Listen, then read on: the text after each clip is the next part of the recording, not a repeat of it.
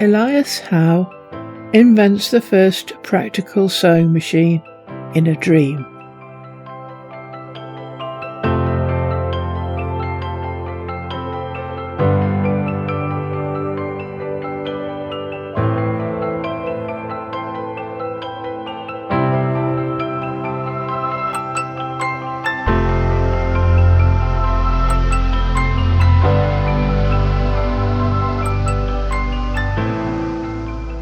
We all know that if we sleep on a problem, the solution often presents itself in the morning.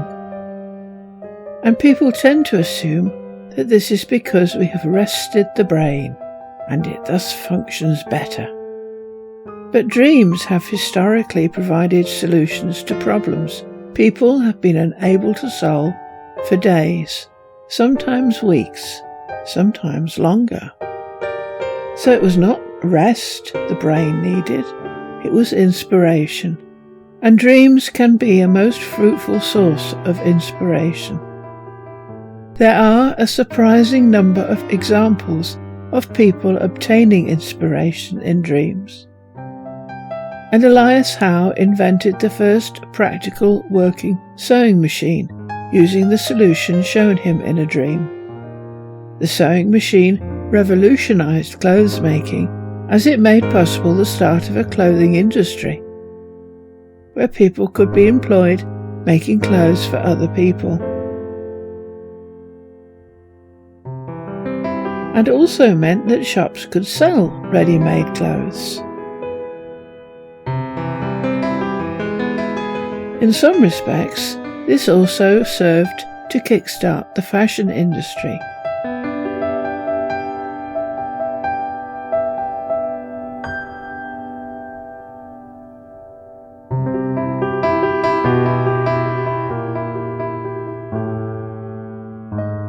And despite the fact that today's sewing machines are electronic and are used to mass-produce clothes, rather than create intricate or well-designed clothes, Elias Howe's invention, which was received via his dream, is still used in the sewing machine's design.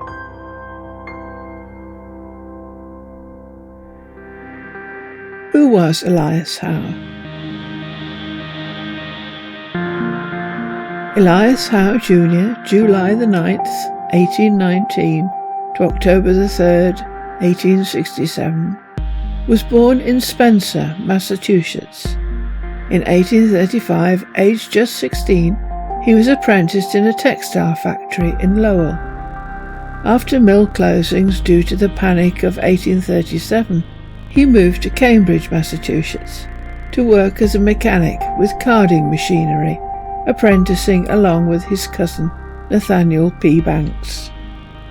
In 1838, he apprenticed in the shop of Ari Davis, a master mechanic in Cambridge who specialised in the manufacture and repair of chronometers and other precision instruments.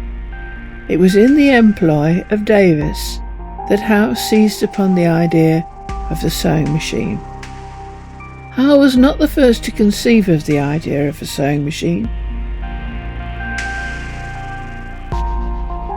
Many other people had formulated the idea of such a machine before him, one as early as 1790. Some had even patented their designs. Howe, however, originated significant refinements to the design concepts of his predecessors, and on September the 10th, 1846, he was awarded the first United States patent, U.S. Patent 4750, for a sewing machine using a lock-stitch design.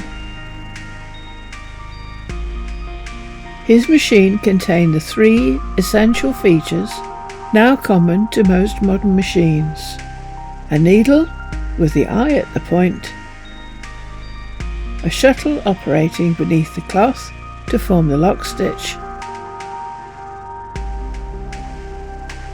and an automatic feed.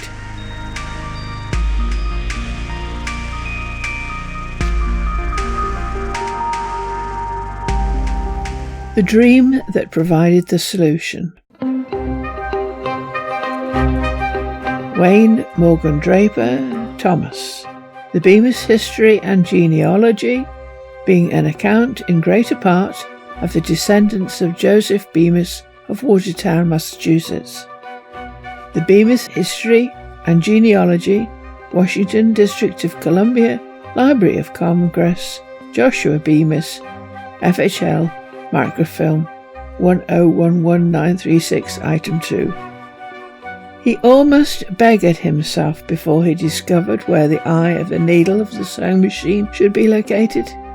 It is probable that there are very few people who know how it came about. His original idea was to follow the model of the ordinary needle and have the eye at the heel. It never occurred to him that it should be placed near the point. And he might have failed altogether if not for a dream. In this dream he was building a sewing machine for a savage king in a strange country. Just as in his actual working experience, he was perplexed about the needle's eye.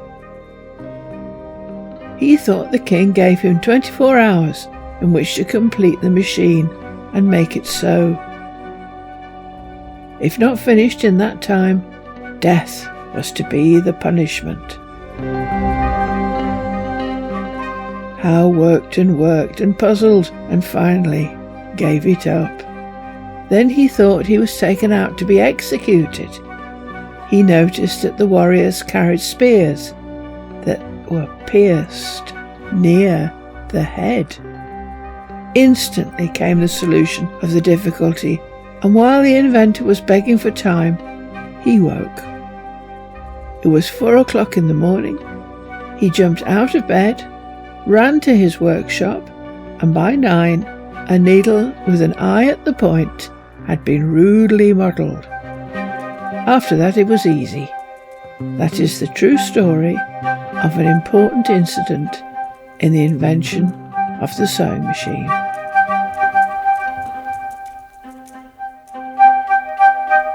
The sad finale of the story.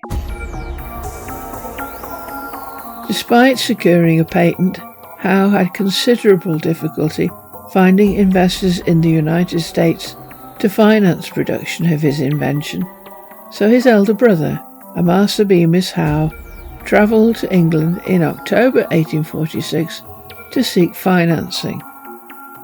Amasa was able to sell his first machine for £250 to William Thomas of Cheapside, London, who owned a factory for the manufacture of corsets, umbrellas and valises.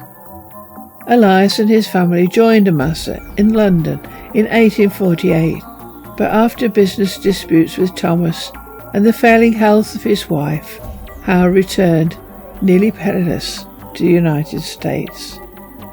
His wife Elizabeth, who preceded Elias back to the United States, died in Cambridge, Massachusetts, shortly after his return in 1849. Despite his efforts to sell his machine, other entrepreneurs began manufacturing sewing machines.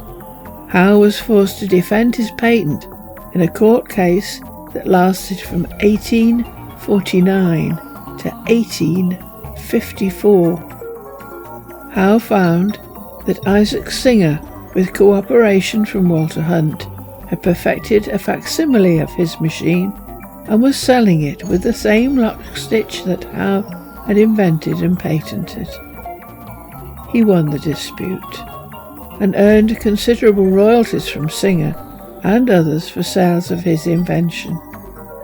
And this is why we think the Singer sewing machine was the first workable sewing machine, because Isaac Singer made what Elias Howe had invented. Elias's sewing machine won the gold medal at the Paris exhibition of 1867, and that same year he was awarded the Légion d'honneur by Napoleon III for his invention.